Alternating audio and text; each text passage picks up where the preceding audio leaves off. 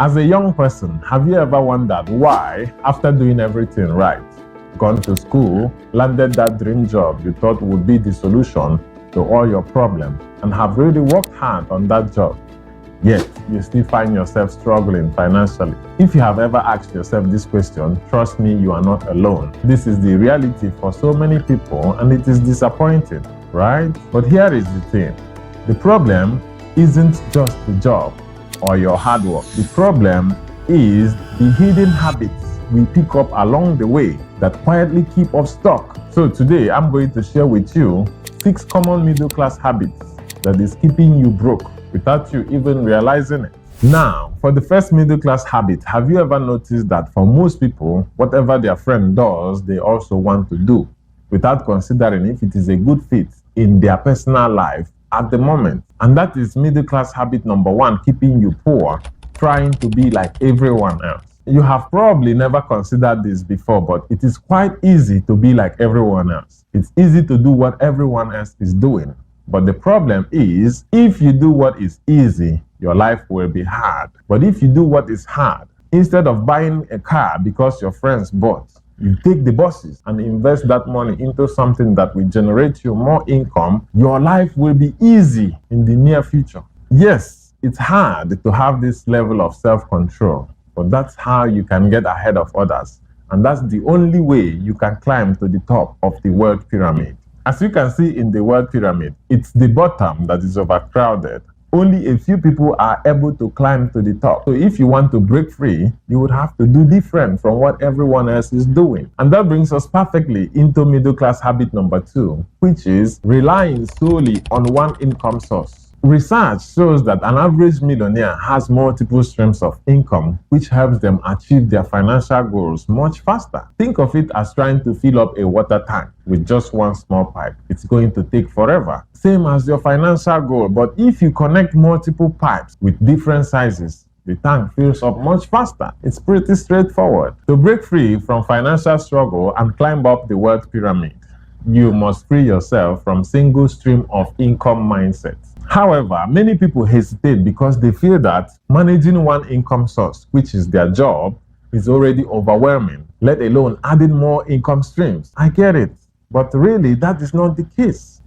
We can group these income streams into 2 categories. First is your active income, which is your main job that takes up most of your time and effort. And the second is passive income, which often requires little or no effort from you to maintain. This is where your money works for you. Some examples are dividend income from your stock investments, rental income from your real estate, interests from your high-yield savings account, and royalties from the sales of your intellectual properties like books and the rest. All these are passive income streams that requires little or no efforts from you. All you have to do is set it up and that's it. By adding just 2 or 3 passive income streams alongside your active job, you will give yourself a significant boost towards achieving your financial goals faster, with the word faster being highlighted here. And as the saying goes, the rich are getting richer. And that's because the more money you have, the more opportunity you have to make even more money. So let me ask you this. Which passive income streams are you planning to add alongside your 9 to 5 in this coming month? Share your answers in the comments below to hold yourself accountable. And that brings us to the next common middle class habit that keeps people broke, which is chasing quick wealth. We often see people who seem like they are living well, and naturally we want to enjoy the same lifestyle, but we are not quite there yet in our own financial journey. Maybe you've just started working and you need to save and invest your money properly for long-term growth first, right? Now, the problem is many people have these romantic desires to make money faster,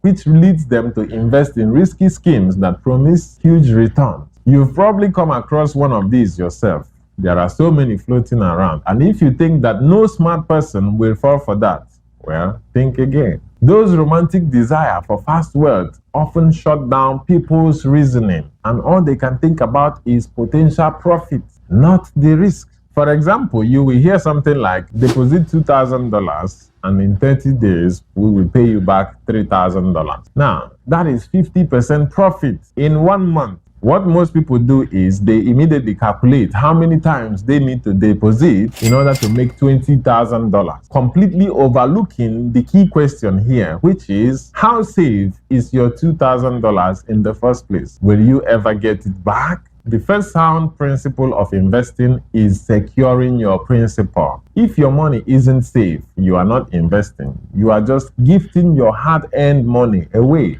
And well, you might bounce back after losing your money, of course, from your next salary. But if you had invested the money properly in the first place, you will be a lot closer to achieving your financial goal. Do you agree? Alright, do you also agree that this video deserves a thumbs up? Please do me a favor and click that like button for the YouTube algorithm. Biko, also subscribe if you haven't already. Thank you. The next middle class habit that is often overlooked but keeps you poor is waiting too long to invest. In the previous point, we talked about the wrong way to invest, that is chasing fast wealth. Now, let's talk about the opposite problem, which is not investing at all or waiting too long to invest. When you invest certain amount of money regularly, your money grows with the help of compound interest. This simply means earning interest on your interest. The power of compound interest is incredible, but it needs time to work its magic. Here is an example. Let's say you start investing at age 25 and you invested $100 every month at an average return of 10% annually.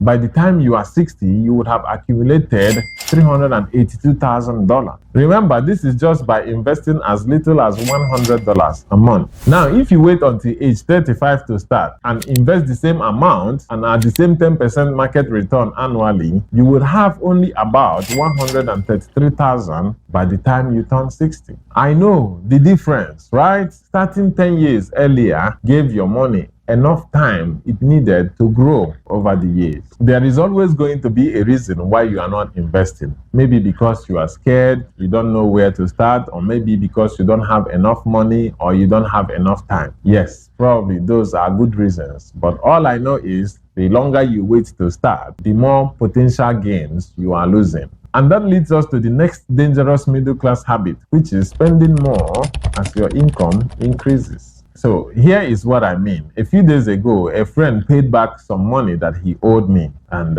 I wasn't expecting the money back yet, to be honest. But as soon as the money hit my bank account, I had already spent it all in my mind. Suddenly, I was thinking about this short trip that has been on my mind, or maybe going to the mall to pick up a few extra quality shirts. I mean, I was already spending this money in my head within the first 10 minutes of receiving it. Maybe you can relate. It is a common trap. You get an increase in salary, a bonus, or some unexpected cash, and suddenly it feels like the perfect moment to upgrade something. Maybe a newer car, a better phone, or a fancier vacation. Don't get me wrong, there is nothing bad in enjoying your money from time to time. The issue lies in the mindset and the habits you build around it. When you get a raise or any additional income, you want to put that money towards increasing your net worth instead of just improving your lifestyle. Now, have you ever wondered how to calculate your net worth? It's easy. First, list out your total assets, subtract from it your total liability, and